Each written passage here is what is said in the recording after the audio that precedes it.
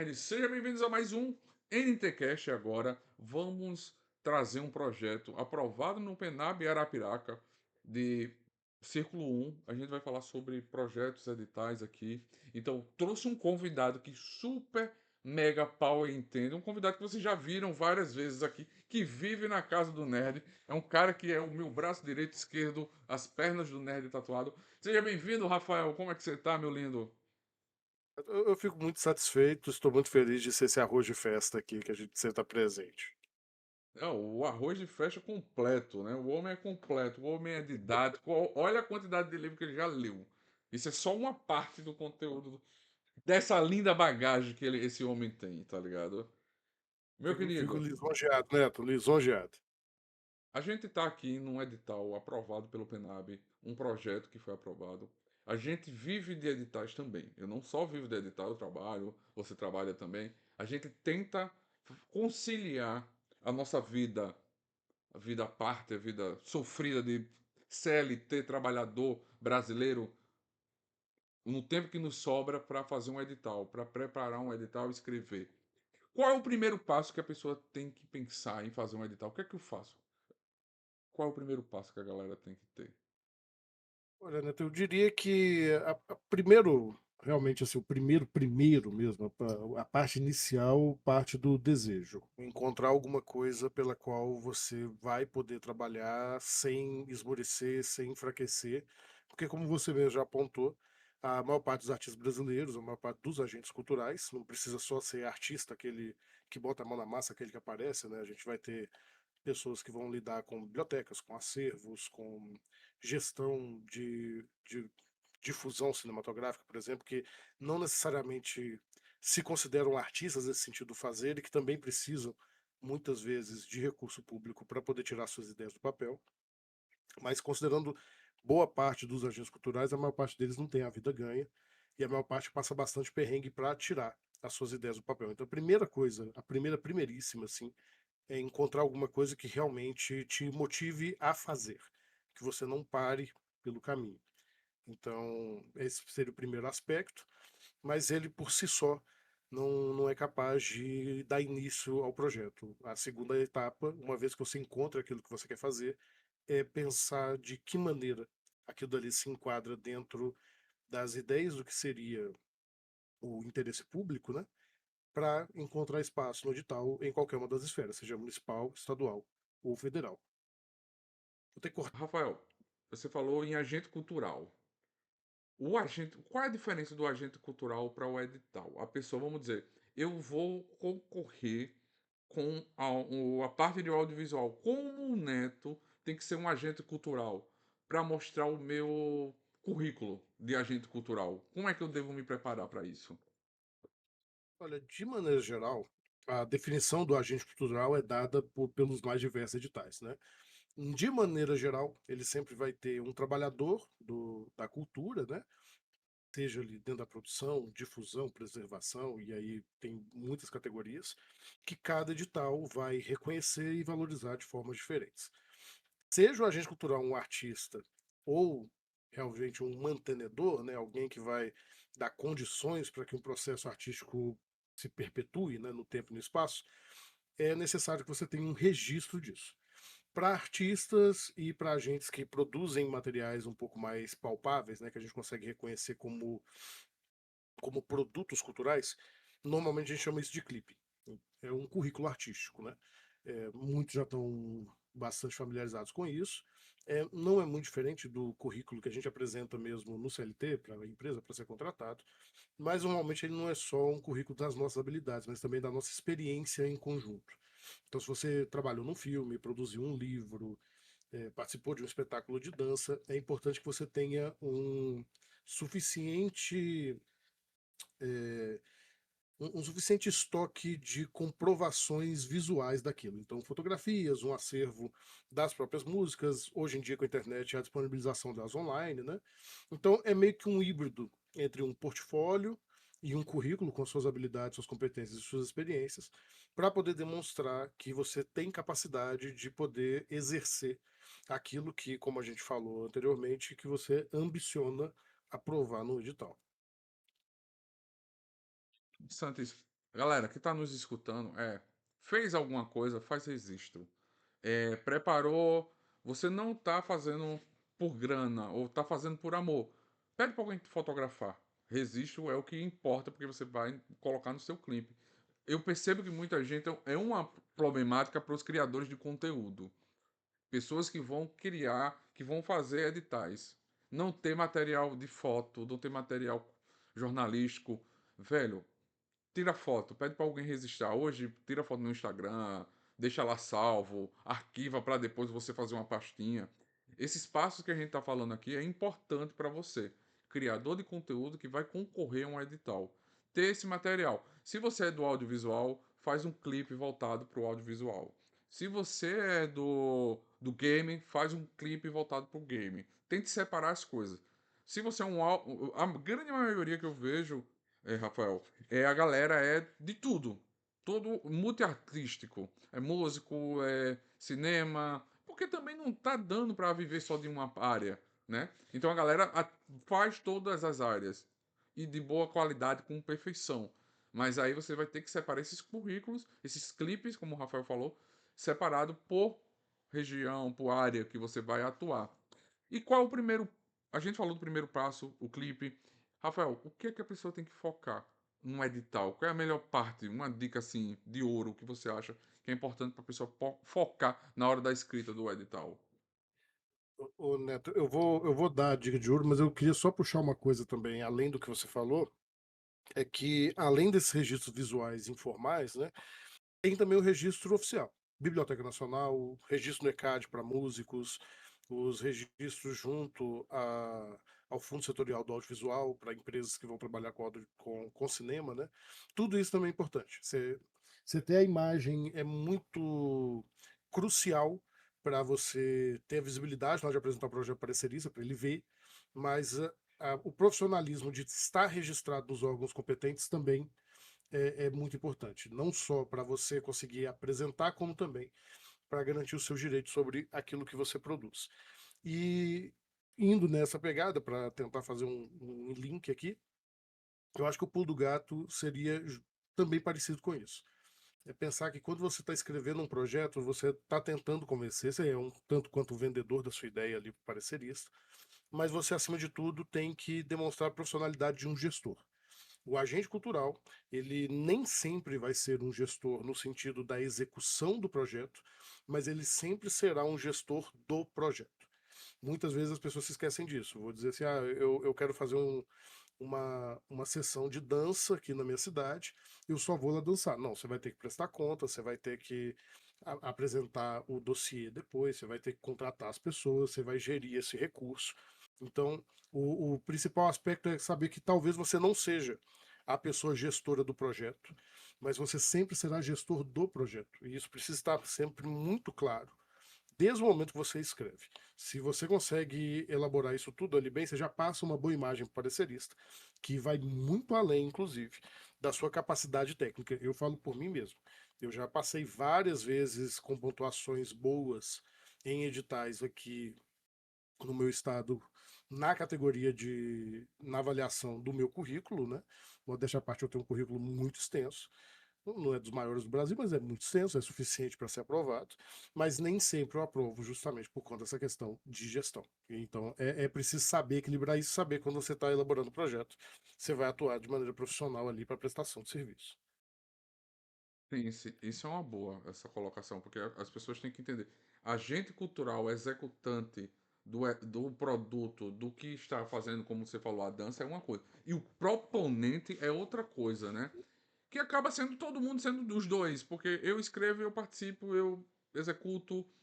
Isso é bem complicado a pessoa entender, saber como prestar as contas. Qual é a dica que você dá para essas prestações de contas? O que é que a pessoa tem que. Primeiro, que eu vejo é guardar todas as notas, é o primordial, né? Eu já caí nisso, né? Eu já tomei sacode disso, acho que todo mundo já tomou algum sacode nisso na vida. Mas guarda tudo. Meu conselho seria esse: guarda tudo e não deixa para fazer suas contas, seus cálculos no final. Minha recomendação seria realmente fazer isso de maneira semanal. Eu estou, durante a execução do projeto, eu estou contratando pessoas para poder prestar serviço dentro do projeto. Estou comprando materiais, estou adquirindo licenças, estou recebendo meu próprio salário. Toda semana você pega ali e já faz o seu acerto semanal, para que no final do projeto você não se embanane. E, claro, tem um contador. A não ser que você seja muito bom de conta, que você entenda muito de legislação, que normalmente, pela minha experiência, a gente não entende, né? Igual você falou, Neto, a gente já faz tudo do projeto. Né? Entender de lei de finanças, de contabilidade, às vezes é um pouquinho demais. Então, se você não for um contador muito competente, contrate um contador. Ele vai facilitar para você a emissão de notas, a emissão de todos os processos, e isso vai ajudar demais na hora de prestar contas no final. Isso. E como a gente entrevistou aqui, vocês podem ver aí a entrevista com o Tyrone sobre games, também tem uma dica que ele falou que é ouro, que é a parte de contrato. Então, se você vai executar um projeto que dure muito tempo, que você precisa contratar pessoas, que é um programador, é um cara que vai fazer um site, e aí você. É bom ter no seu orçamento uma parte jurídica para contrato, para você mais na frente o cara não entregar o material e você se penalizar. Então, faça contratos com as pessoas ou então combine de pagamentos, olha, 50, 10%, 30% agora, 50% na metade agora, e quando você me entregar o que você tá para me entregar, você paga. Porque é você que é proponente e vai ser cobrado. Não é o cara que deixou de entregar o projeto. Eu mandei ele fazer uma arte aqui, escrever um livro, mas ele não me entregou. Não, você é proponente que vai ser responsabilizado, né? E isso vai, inclusive, das naturezas de cada projeto, né? No audiovisual, até que isso não acontece tanto, porque, pelo menos em produções menores, né? A gente Sim, não está falando também aqui de longas metragens, que tem uma produção que dura mais tempo, mas em filmagens de curta, normalmente é muito mais tranquilo. Você tem um contrato ali, a pessoa vai, executa, e praticamente em 24 horas você já faz pagamento e tudo se acabou, né? Você está falando de filmagens muito pequenas, edição também não acaba não se delongando muito mais do que algumas poucas semanas e tudo isso. Mas eu gostei da dica, eu acho que à medida que o projeto vai se complexificando e vai durando mais tempo, né? Ele vai se estendendo no tempo. Quanto mais você puder se resguardar aí, seja com o contrato ou com essas parcelas de pagamento, é muito útil também. sim, sim. Rafa, eu tô querendo escrever o meu edital, tô querendo escrever o meu projeto. Onde é que eu encontro, assim, para escrever? Tem alguma dica de local? Onde é que eu posso ficar ligado para achar editais voltado à cultura? Olha, eu acho que a principal ferramenta nacional que a gente tem hoje, não ligada diretamente a nenhum órgão de nenhuma das três esferas, né, municipal, estadual e federal, é o Prozas. O Prozas hoje ele tenta ser um aglomerado de editais, que atende inclusive a iniciativa privada, que também faz editais para abatimento de imposto, principalmente grandes empresas, né? E aí você vai ter tanto desde empresas realmente do mercado do mercado liberal, né? Você vai ter a Ambev, você vai ter a Vale, você vai ter essas empresas, mas você também tem empresas que são público-privadas, né? Talvez a mais relevante seja o edital da Petrobras, mas você tem também Caixa, Banco do Brasil, às vezes aí de companhias de eletricidade e de água dos estados e assim vai. O Prozas vai ter tudo isso e também de muitos municípios. Muitos municípios eles transferiram, terceirizaram para o Prozas a publicação dos seus editais. Mas para além dele, o que eu diria hoje é acompanhar, uma vez que você defina um padrão que você quer acompanhar, eu quero produzir mais voltado para o Estado, acompanhe a Secretaria de Cultura do seu Estado. Essa é a maior solução, né? De modo geral, todos os entes federativos precisam publicar esses editais no Diário Oficial, mas acompanhar o Diário Oficial é difícil. Então, normalmente, as secretarias elas têm ali um site ou um espaço de comunicação em redes sociais nos quais eles vão avisando conforme a coisa vá sendo lançada, né? Mas, infelizmente, não existe ainda um sistema de alerta, de alguma coisa que você consiga colocar. É ficar de olho mesmo, é acompanhar. Mesmo no Prozas, que já é uma plataforma feita para isso, Até onde eu sei, você não tem uma forma muito eficaz de ser notificado quando aquele edital que serve para você especificamente é lançado. É um ficar de olho e correr atrás mesmo, ficar sempre atento. Uma dica com prosas, vale muito a pena. A gente vê essa parte dos sites da prefeitura colocando, divulgando. A gente já tem no calendário já preparado, que é o PENAB, né? Que é a Ordem Blanc, né? A gente já está no ciclo 2 e o governo sempre trazendo isso. Será? Eu sei que não é uma informação que você tenha, mas será se a gente vai ter outra Paulo Gustavo novamente? Ou o Penab ele é o único que vai ficar, pelo que você já conhece? Eu acho difícil ter uma Paulo Gustavo, Neto, porque a Paulo Gustavo ela foi bastante específica no momento na qual você teve um congelamento de recursos voltados para a cultura, né, ali por conta da pandemia. Agora de cabeça, Por eu conta não. também do governo que não apoiava, né, a Isso, cultura, isso. E eu graças, não lembro muito bem aqui se de qual deles foi, porque teve uma inversão. Eu acho que voltado para o audiovisual foi a Pinab e depois a Paulo Gustavo foi geral. Eu tô temendo estar me confundindo, porque a lógica me faz pensar que a Paulo Gustavo, por foi pro ser um artista. audiovisual. É, Audiovisual. não, minha lógica é essa, falar assim, pô, pegaram o nome do Paulo Gustavo para homenagear, ele é um ator de cinema também, então foi voltar para isso, mas eu acho que teve uma inversão depois. Mas de qualquer maneira, a gente teve um montante de recursos muito grande, primeiro com uma aprovação para ser uma espécie de boia de apoio para os artistas durante a pandemia, e depois uma distribuição muito grande de um valor que ficou retido ali do fundo setorial do audiovisual. E isso não está acontecendo de novo. Não vejo muita possibilidade disso acontecer de novo. Na verdade, a própria Aldir Blanc ela sofreu um baque muito grande nos últimos anos, com uma redução enorme dos seus fundos ali pelo Congresso.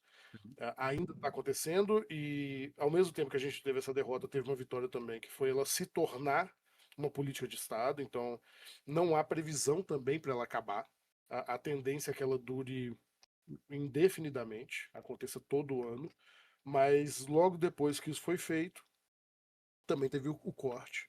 Então ela vai acontecer todo ano, mas com um valor muito mais baixo do que se previa originalmente, quando ela ia ter duração, se eu não me engano, de 6 anos. E Então, mas vai acontecer, tá? E embora não tenha uma previsão de algo no tamanho do que foi a primeira Aldir e a Paulo Gustavo somadas, né? Que eu colocaria as duas coisas no mesmo balaio. Foi aquele boom que a gente teve. sim. Muita gente conseguiu fazer e muita gente conseguiu entrar. A gente está tendo cada vez mais investimentos no fundo setorial e em outros aspectos de cultura, principalmente por conta de medidas que ainda estão engatinhando, mas que podem acontecer. Por exemplo, a toda aquela conversa da taxação dos streamings, né? E de reversão de valores estrangeiros investidos no Brasil em produções brasileiras. Então, tudo isso pode acabar mudando um pouco essa balança, favorecendo a balança da gente aqui. E mais uma vez, assim, para dizer, não tem como ser uma resposta fácil, o trabalho é duro mesmo, e faz parte desse trabalho duro ficar atento e acompanhar todo o processo. Sim, sim. É, também a gente tem agora o arranjos regionais, né? Que começou a se falar, mas até agora os arranjos regionais não saiu no bonde, né? Não foi colocado na rua totalmente. Ele foi divulgado, mas cada estado fez a contratação que queria, mas o arranjo regional não está ainda por aí sendo aberto, né? Tudo vai depender realmente do ano legislativo e de quão sério vai ser o governo federal em fazer essa tratativa, né? O valor já está empenhado, cada estado já sabe qual valor vai ser recebido, mas agora são os trabalhos para que toda a parte burocrática de liberação desse recurso seja realizada, né? Vale lembrar que a gente está em ano eleitoral, por mais que o serviço não pare, a gente sabe que não está ali na linha de frente, né? Sim, A gente tem os setores essenciais que acabam não parando, né? Saúde, educação, segurança pública, a cultura nunca foi tratada como estando no mesmo patamar, mesmo por governos que são muito melhores em atender as demandas do setor do que outros. Mas mesmo nesse governo a gente sabe que há prioridades. E normalmente a cultura ela fica, ainda que seja tratado como uma prioridade meio que secundária, em especial em ano eleitoral. Então eu acho que vai sair, se você fosse me perguntar, aí perguntando em off, assim, não em off que a gente tá em on, né? Estamos falando. Mas se eu fosse dar a minha opinião, é que o arranjo sai ainda esse ano, mas vai sair pós-eleição.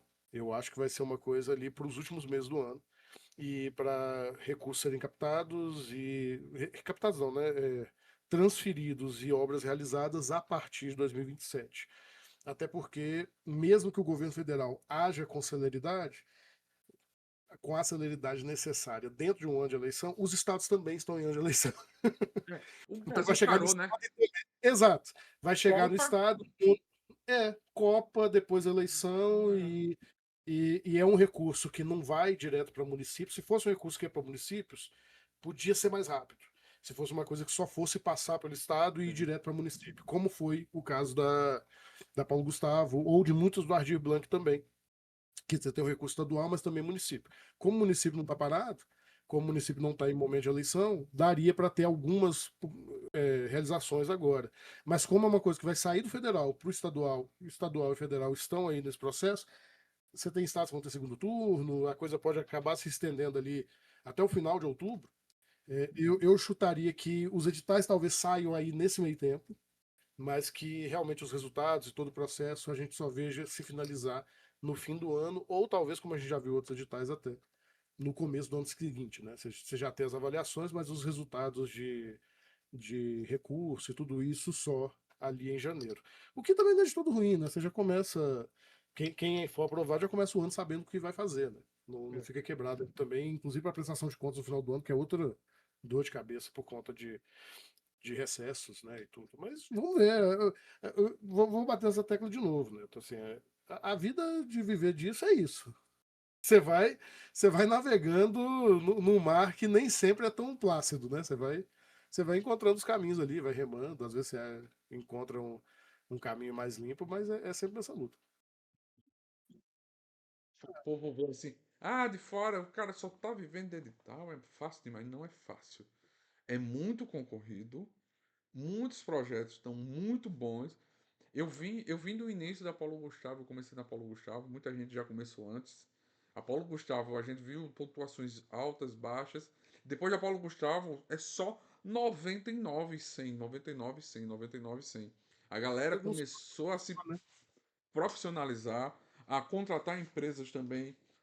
Você conhece alguma empresa que possa fazer escrita de merchan, assim, um merchan, um merchan, um merchan, uma Fazer empresa propaganda não. que Fazer faça propaganda. uma propaganda assim de editais? Ah, eu não quero escrever o meu projeto, mas eu quero passar para uma empresa. Você conhece alguma? Você tá sendo sacana. Não, ele tá fazendo essa brincadeira porque eu presto esse serviço, a minha empresa, né, o Além Muros, a gente faz isso, já auxiliamos o Neto mesmo em alguns projetos e outros clientes também. No momento, a gente está trabalhando em projetos nossos que ficaram ali na suplência e vamos seguir. E se alguém tiver interesse, só entrar em contato, né? Deixa aí. Você faz o favor de deixar meu e-mail na descrição? Certeza. Com toda Fechou. certeza. Vai Mas estar é isso, aí. eu não tô aqui fazer propaganda de mim mesmo, não.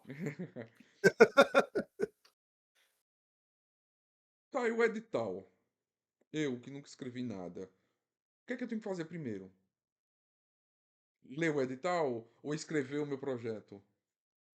Leu o edital. Eu diria assim, eu, eu nunca me aconteceu até hoje de eu escrever um projeto para um edital. Nunca me aconteceu.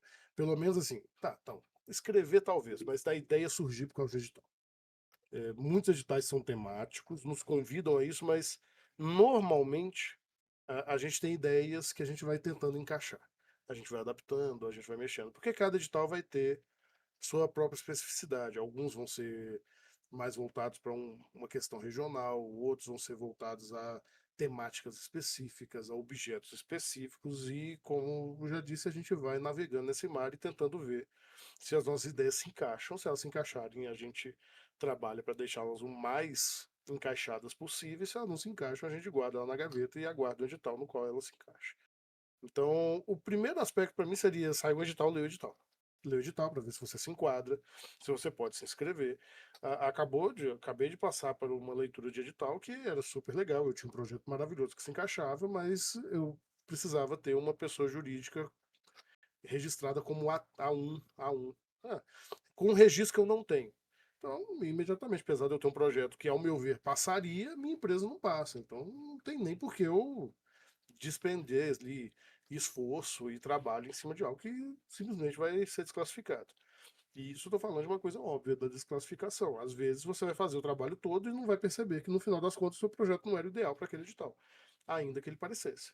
Então é importante ler, é importante fazer uma revisão. Eu, particularmente, sou muito arcaico. Eu gosto de imprimir o edital e ir marcando. Né? Eu marco com caneta marca-texto, vou fazendo anotações.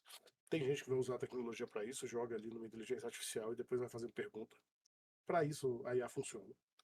Não recomendo escrever seu projeto inteiro com IA. Isso é uma coisa que está acontecendo muito. É meio chato de falar, mas está acontecendo. E está acontecendo com pareceria também. É, não vamos entrar nas polêmicas, né? É, Mas está acontecendo e a gente sabe que a tecnologia ela chega, ela nos torna assim nos envolve, nos instiga. A gente fala, meu Deus, isso é mágico e não é mágico. Comete muito erro. Nada vai substituir ali o olhar humano e a experiência. Por mais que você esteja ali alimentando o software com essas informações, ele não vai ter a sua vivência. Não tem uma máquina ainda que consiga substituir isso. Então, se você preferir, joga ali, faz as perguntas, mas não deixa de você mesmo anotar e você escrever. E depois que você já entender perfeitamente ali o edital, vai para os anexos. Eu vi muita proposta ser desclassificada também por ter respondido o edital quase todinho e ter esquecido um anexo. Vai para os anexos, vê se você tem tudo que você precisa.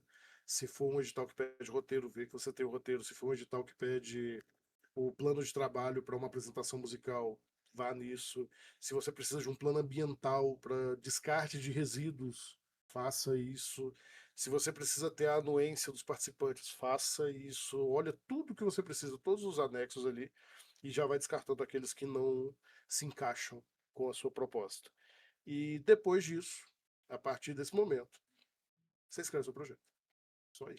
Então, escrever o projeto é quase uma terceira etapa. Quarta, se você pensar que a ideia veio lá atrás. sim, sim. É aquele projeto, como você falou, você tem muito projeto guardado que não foi aprovado, você reescreve para o edital encaixar, mas chega no edital, no anexo, você vê que não pode, aí você perder tempo, né? Você primeiro começa por ler o edital para ver se ele encaixa, e aí você vai tentando. É uma tentativa. Aí vem para a próxima pergunta que eu vou fazer. Essa daí é cabulosa. Essa é Isso cabulosa. pra saber responder, né? É. É, mesmo eu tendo um projeto que eu analiso, que eu analisei, que eu acho cabível a uma pontuação 100, que já tirou uma pontuação 100 no edital anterior, mas não foi aprovado por algum erro, porque as notas foram bem maiores, eu escrevi em outro edital, ele tirou uma nota baixa. Por quê? Isso Pode, acontece. pode acontecer. Primeiro que, se você pensar assim, num edital sério, que normalmente os editais públicos são sérios, você vai ter uma banca contratada de especialistas para avaliar. É, especialistas podem ter opiniões diferentes, tá? Então, você pode ter um avaliador que te deu total e depois ter um que detestou o seu projeto e vai tirar a pontuação dela. E há possibilidade até dos dois estarem argumentando corretamente dentro do edital, sabe? É possível, é possível. E isso se você pensar no mesmo edital. Mas o que acontece muitas vezes é que não é o mesmo edital. Às vezes você tem um projeto nota 100 que atendia todos os critérios de regionalidade, que você argumentou isso brilhantemente, aí abriu um outro edital, você falou assim, pô, esse projeto foi bem lá, eu só vou subir, só vou submeter. E esse projeto era, por exemplo, sobre minorias, sobre população negra, LGBT, população com deficiência. E aquele seu projeto que era um nota 100, agora é um nota 70. Pode acontecer também. Aí é uma falha de quem está escrevendo, de não ter percebido a leitura do edital, como eu falei anteriormente. Mas pode acontecer do parecerista argumentar, dos dois editais serem muito semelhantes, do projeto ser muito bom e o outro parecerista não gostar. E aí o que você vai ter que fazer em seguida? Isso tanto no caso da primeira ou da segunda não aprovação, né? Você vai de novo para o edital e vai ver se aqueles argumentos que o parecerista deu são cabíveis ou não. Se forem cabíveis, paciência, a gente entra na próxima. Se não forem, recurso. Você argumenta em cima e aguarda a avaliação do parecerista. Claro que há também editais, e novamente, esse é um erro que não sou eu que estou falando, não estou apontando um edital específico, é uma reclamação que eu tenho visto de maneira geral no Brasil inteiro. A gente tem conversa, eu conheço gente aí, né? Conheço você, eu conheço gente no Rio, em São Paulo, no sul do Brasil, no norte. Estava trabalhando com um rapaz agora que tentou um edital no Pará. Então, assim, conheço gente no Brasil inteiro. E tem sido uma reclamação constante a maneira como muitos pareceristas, muitos editais, na pressa, não têm feito esse trabalho direito. E principalmente têm cedido à inteligência artificial, a ChatGPT, o Gemini, essas coisas todas, para poder fazer a avaliação. Reitero que não tem uma das inteligências artificiais capaz de fazer a análise do, de maneira correta de um projeto hoje. Pode ser até que num dia exista, mas hoje não tem. Porque você tem tanto ali os critérios objetivos dados pelos editais, mas também uma parte de avaliação humana da coisa. Da mesma maneira como não é possível fazer um projeto inteiro escrito por ChatGPT. Não dá. Então, hoje em dia, a gente tem tido muitos problemas nos mais diversos entes federativos, inclusive com a atuação da justiça, gente que entra com o processo e garante a sua pontuação. Sim. Eu vi isso acontecer agora, essa semana, Uhum. aqui em Minas. Pessoas que foram para a justiça e garantiram a aprovação da justiça. Falaram assim, olha, eu mandei o recurso não foi acolhido, mas o recurso está de acordo com o edital. O juiz entrou em ação, pediu os pareceres, leu a argumentação e falou, não, os pareceres estão errados. Pode acontecer também. A gente quer que isso aconteça, não, cada vez menos, né? Mas como eu disse, é uma tecnologia nova, a gente está se acostumando com ela. Tropeços vão acontecer para lá e para cá. Eu não vou falar de quantas vezes também eu já vi projeto escrito inteiramente, sabe? Acontece também. E assim vamos, assim Sim, caminhamos. sim.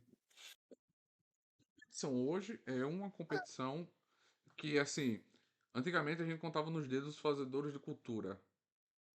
Hoje muita gente faz cultura, né? Hoje muita gente tem um círculo da galera indo para várias novas áreas. Eu sou agente cultural, como eu fiz a pergunta. O agente cultural, ele é aquele cara que está preparado, eu, tipo, sou agente cultural na parte de audiovisual. Sou. Meu currículo tem. Mas eu sou agente cultural na música, eu não posso participar na música, porque eu não tenho currículo. Mas se eu botar o meu currículo, meu clipe, e colocar que eu fiz videoclipe, eu sou da música, não. Eu não sei fazer uma nota, eu não sei escrever. Eu escrevo, eu sou roteirista. Eu componho, mas eu não sou um músico. Eu não tenho as músicas, eu não tenho escrito, eu não tenho notas, eu não tenho a Biblioteca Nacional de Música, um registro de uma música minha, né? Eu acho que tem que ter alguns critérios a mais também para avaliar o cara. Eu acho que o arranjo ele vai vir com você tem que estar na Ancine, algumas coisas, cobra mais, tem que ser empresa. Então tem que ter umas cobranças a mais. Ah, quem desenvolve jogo tem que ter participar de um credenciamento, de uma associação, sei lá, criar alguns méritos que façam com que diminua a concorrência para muita gente que é atuante na área participe, ganhe, né? De novo, assim, não estou querendo fazer crítica nenhuma, estou falando de maneira muito geral e pessoal, assim, mas eu tenho a percepção de que as nossas ferramentas de incentivo, embora já estejam aí beirando uns 40 anos, um pouco mais do que isso, elas são muito jovens, porque elas passaram por processos, né? A gente fica sempre brincando sobre a retomada do cinema brasileiro, por exemplo, né? Que tem sempre uma retomada. E a mesma coisa acontece em outros aspectos. Você tem aspectos culturais que mal eram reconhecidos como cultura até ontem, assim, você vai pensar em termos legais. Então, as coisas estão sendo sempre geridas, a tecnologia vem alterando nesse meio tempo, a própria mídia e a maneira como a gente consome cultura também, e a gente vai aprendendo. Eu acho que se você for comparar com outras políticas de incentivo, até de outros países, que o pessoal acha também que política de incentivo só existe no Brasil, como se não tivesse política de incentivo na França, na Inglaterra, na Alemanha, nos Estados Unidos, que a maior parte dos filmes gigantes de super-herói que a gente assiste tem incentivo do governo. É, A bandeira isso, apareceu, eles ganham. exato. E são políticas que têm pelo menos, quando não mais, tá? Porque se você pensa em cinema é 100 anos, mas mais de 100 anos até, mas em outras formas de expressão, óperas, música, você está falando às vezes de extensões aí que são seculares, sabe? Tem 3, 4, 5, 6 séculos que você tem uma legislação sobre isso, sabe? Na Inglaterra você tem legislação sobre isso desde o século XVI, desde o século XVII.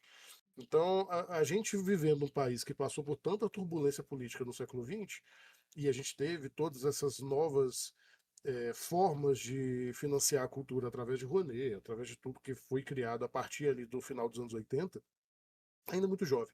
A gente está aprendendo e está melhorando. Apesar dos pesares, apesar do sofrimento que a gente passa sendo artista e sendo agente cultural nessas áreas, está melhor do que estava antes. Então, a tendência é melhorar também. E a tendência, pelo menos que eu penso para a gente, como a gente também, é a gente se capacitar cada vez mais, a gente melhorar cada vez mais, para poder tocar isso. Mas, assim, como você mesmo brincou, tentando fazer um fecho aqui do caminho, né? Eu sou CLT, não é à toa. É bom não botar todas as fichas, não. A gente vai. Uma coisa que eu falo muito, tá? Não querendo romantizar a coisa e dizer, você vive, você faz arte por amor à arte. Eu gostaria de viver da minha arte, eu gostaria de viver do que eu produzo, eu gostaria de ter uma vida tranquila e suave para ler meus livros, estudar, produzir, escrever. Mas existe uma dimensão de que eu faço isso porque eu amo fazer isso. Porque do contrário eu não faria mais. Do contrário, eu só iria todos os dias bater cartão, receber e voltar para casa. Tentar fazer uma especialização para melhorar de cargo, ganhar mais dinheiro. Eu não é que eu faça arte para ganhar dinheiro. Eu não faço arte para ganhar dinheiro. Mas eu acredito que eu devo ser, e eu acredito que todo artista deve ser dignamente remunerado pelo seu trabalho enquanto artista. Então, eu não sonho com isso, eu não vou parar de fazer arte porque não está dando certo, mas eu vou agarrar todas as oportunidades possíveis para ser dignamente recompensado por aquilo que eu faço. Então, eu acho que esse é um pensamento que todo mundo que vai tentar edital faça. Não para transformar isso numa espécie de corrida carreirista, de eu vou viver de edital e vou ganhar sempre para poder fazer, independente daquilo que eu entregue. Não, eu vou fazer aquilo que eu realmente quero fazer. E vou fazer o meu melhor para que seja reconhecido e eu possa ser dignamente recompensado por aquilo que eu fiz. Eu acho que esse é o caminho. Sim, sim. É verdade, é pura verdade, velho. É, a gente que faz arte, a gente faz por amor mesmo.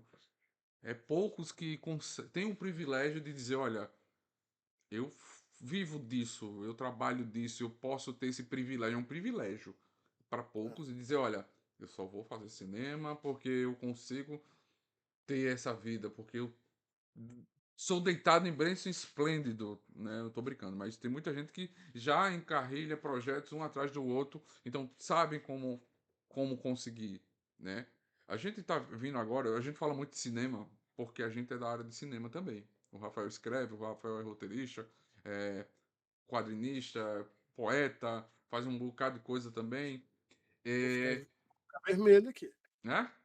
Vai Vou ficar ficar vermelho? vermelho. É. Porque assim, E a gente fala muito de audiovisual porque é uma área que a gente atua também. E a gente vê que o audiovisual ele tá tendo uma, uma volta agora. Tá tendo muito edital, tendo muita coisa, tá tendo muita visão. Também porque eu vou puxar um saco pra gente. A gente tem um projeto aprovado no Mais Cultura do estado de Alagoas, aguardando incentivo, aguardando para ver se sai prêmio da Ambev, ver se ele é reconhecido, ele sai prêmio da Ambev. Se você conhece alguém da Ambev, dá aquela faladinha para nos ajudar. Ou então da Equatorial, que também está aí aberto para inscrição do Mais Cultura. Mas é difícil a gente conseguir esse recurso, que é um stream de filmes alagoanos. Saiu o Tela Brasil, que foi feito por alagoanos, que foi feito pela UFAL, a equipe da UFAL que desenvolveu o Tela Brasil, mas é streaming brasileira. Ah, Neto, mas por que uma streaming alagoana e uma streaming brasileira? Porque a gente quer falar do nosso regionalismo, a gente quer falar dos nossos filmes. O Tela Brasil é nacional. É difícil para um produtor como eu, do curta, o, uma pessoa que fez um curta, conseguir colocar o seu filme lá. O Fumageiro vai ser de livre acesso, de fácil acesso. Eu vou estar encontrando o cara aqui numa roda de conversa, numa, num festival de cinema, eu vou estar em Penedo, o cara vai, eita, tu é do Fumageiro, posso colocar meu filme lá? Isso. Se você quer saber mais do Fumageiro, eu vou parar por aqui. Tem um podcast que foi o segundo podcast que a gente fez dessa nova linha aprovada pelo Penab, falando sobre fumageiras. Escuta aí que você vai gostar. Rafael, para a gente encerrar, já está chegando no finalzinho. Vamos trazer dica de ouro, aquela coisa, velho. Isso é assertivo. Se existir, também não é. É como a gente falou aqui o tempo todo. Não é tudo que a gente fala vai ser correto, vai ser aprovado, mas é um caminho que você pode seguir. Qual listinha de pontos que o cara tem que estar preparado para trazer, para fazer um edital? Olha, eu diria que seria assim. Se eu fosse tentar sintetizar o que, que é um, um projeto matador, não para ser aprovado, mas para tirar uma boa nota e estar em condições de concorrer com outros igualmente matadores, né? Seria você ter um projeto que consegue apresentar a voz autoral do seu proponente, aquilo que ele quer fazer, integrado a aspectos valorizados pelo edital. Seja ali essas questões de se falar sobre a comunidade, se falar sobre núcleos específicos, se falar sobre regionalidade, aí olhar cada edital. Então, uma ideia bem colocada, expressando bastante da visão do seu proponente, aliada a o objetivo do edital, então encaixar essas duas coisas. E uma planilha orçamentária e um planejamento bem feito. Com essas quatro coisas realizadas, o resto é detalhe. Como a gente falou no começo, você tem muito projeto de gaveta já, né? Então, adapte também o seu projeto, o seu orçamento ao valor do edital. Eu vi muita gente fazer editais de R$ 10.000 para fazer um documentário. Cara, não dá. Dá para fazer. Mas R$ 10.000 no audiovisual eu falava para amigos meus, bicho, R$ 10.000 dá para fazer. Quando eu entrei num set de filmagem, já com a grana, que foi a primeira série alagoana que eu fiz parte, fiz parte da equipe de roteiro e fiz parte da direção de fotografia, eu vi que um set de verdade é. Quanto custa ter bons equipamentos para você concorrer, para você conseguir fazer o seu filme para estar no streaming? Não é tão simples, Uhum. né? Rafa, pra gente encerrar, eu queria agradecer a você, meu querido. Muito Perdão, obrigado. perdão, deu um corte aqui. Ô Neto, desculpa, eu acho que foi o meu computador. Não, não acho que travou, não, mas eu não ouvi sua última frase, ela misturou com a última. Vou tá É, escutando aí? Ou tá cortando? tô sim, pode ir. Vou tá. Como eu falei anteriormente, a gente está chegando ao final.